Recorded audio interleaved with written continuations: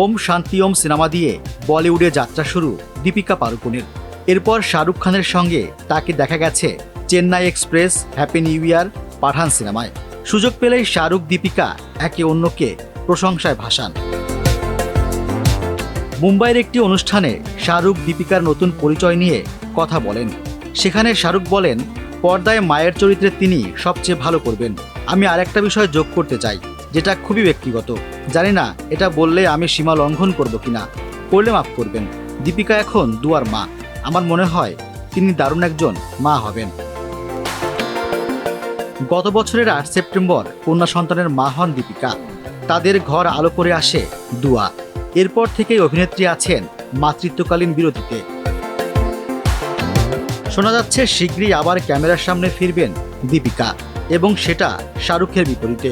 শাহরুখ নিয়ে আসছেন তার নতুন সিনেমা দ্য কিং। সিনেমার একটি বিশেষ চরিত্রে দেখা যাবে দীপিকাকে। ছবিতে আরও আছেন সুহানা খান ও অভিষেক বচ্চন।